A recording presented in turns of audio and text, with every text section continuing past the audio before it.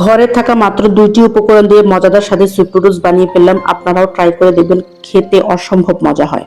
তো প্রথমে আমি তেলের মধ্যে পেঁয়াজ কুচি এবং রসুন কুচি দিয়ে ভালো করে নেড়েচেড়ে নেব। নিয়ে তারপর এখানে আমি একটা টমেটো কুচি করে কেটে নিয়েছি, সেটাকে দিয়ে তারপর যতক্ষণ পর্যন্ত গলে না গিয়েছে অনবরত নাড়তে থাকবো। তো আমি এখানে দিয়ে দিলাম সামান্য লবণ। দেওয়ার পর আরো কিছুক্ষণ নেড়েচেড়ে এটাকে আমি টমেটোটাকে গলিয়ে নেব। নেওয়ার পর এখানে আমার পর্যাপ্ত পরিমাণ পানি দিতে হবে, যতটুকু পানি দরকার। তো দেওয়ার পর এখানে আমি 2 প্যাকেট নুডলস ছেড়ে দিলাম, দিয়ে ভালো করে সেদ্ধ করে নেব। দেখুন পানির কালারটা কিন্তু টমেটো গলে গিয়ে লাল হয়ে গিয়েছে। তো এখানে কিন্তু আমার নুডলস সেদ্ধ হয়ে গিয়েছে। এখানে আমি দিয়ে দিব 2টা ডিম।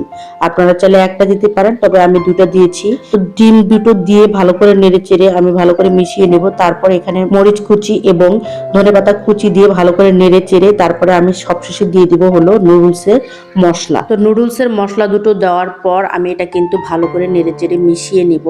নেওয়ার পর কিন্তু আমার তৈরি হয়ে যাবে মজাদার স্যুপ নুডলস। তো বানিয়ে ফেললাম মজাদার স্যুপ নুডলস। খেতে কিন্তু অসম্ভব মজা। আপনারা একবার হলো বাসায় ট্রাই করে দেখবেন, খুবই ইয়াম্মি, খুবই মজা। আপনারা চাইলে সবজি দিয়েও এই স্যুপ নুডলসটি বানাতে পারেন, এমনিও খেতে পারেন। এমনিও মজা লাগে, সবজি দিয়েও মজা লাগে। সবজি দিলে এখানে আপনারা গাজর, বাঁধাকপি, ক্যাপসিকাম দেবেন, এতে করে টেস্টটা আরো ভালো আসবে।